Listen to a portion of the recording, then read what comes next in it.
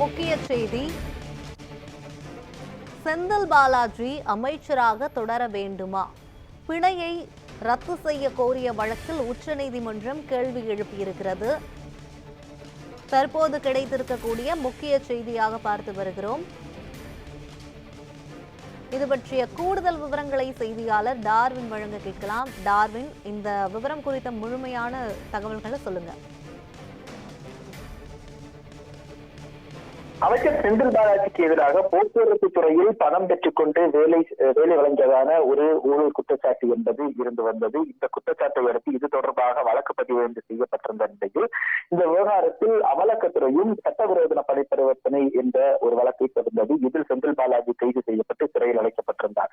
இந்நிலையில் இந்த வழக்கில் பல்வேறு முன்னேற்றங்கள் ஏற்படாத நிலையில் இந்த வழக்கில் தனக்கு ஜாமீன் வழங்க வேண்டும் என்று உச்சநீதிமன்றத்தை செந்தில் பாலாஜி அணுகிய நிலையில் உச்சநீதிமன்றமும் இந்த வழக்கினுடைய விசாரணை முடிவதற்கான சாத்தியக்கூறுகள் எவ்வாறு இருக்கிறது என்பது தற்போதைய அண்மையில் முடிவதற்கான சாத்தியக்கூறுகள் இல்லை என்ற ஒரு அடிப்படையை கருத்தில் கொண்டு செந்தில் பாலாஜிக்கு ஜாமீன் வழங்கி ஒரு உத்தரவை பிறப்பித்திருந்தது.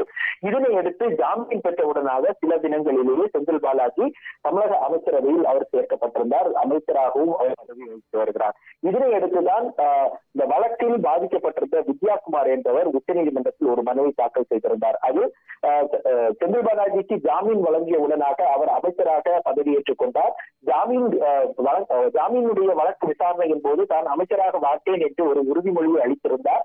எனவே தற்போது நிலையில் அவர் அமைச்சராக பதவி வகிப்பதால் அவருடைய ஜாமீனை ரத்து செய்ய வேண்டும். ஏனெனில் இவர் அமைச்சராக பதவி வகிக்கும் பட்சத்தில் இந்த வழக்கின் தொடர்புடைய சாட்சிகள் பயப்படுவார்கள்.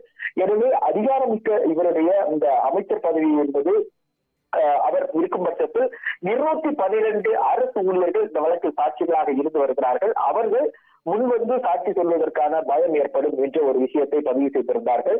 எனவே அவருடைய ஜாமீனை ரத்து செய்ய வேண்டும் என்றும் கோரப்பட்டிருந்தது. இந்த வழக்கானது உச்சநீதிமன்றத்தில் நீதிபதி அபய் எஸ் ஓகா தலைமையிலான அமர்வில் இதற்கு முன்பு விசாரணைக்கு எடுத்துக் கொள்ளப்பட்ட போது உடனடியாக செந்தில் பாலாஜி அமைச்சராக பதவியேற்றது தொடர்பாக நீதிமன்றம் ஒரு அதிருப்தி வெளிப்படுத்தி இருந்தது. இது தொடர்பான உரிய விளக்கத்தை பெற்று தெரிவிப்பதற்காகவும் உச்சநீதிமன்றமானது தெரிவித்திருந்தது.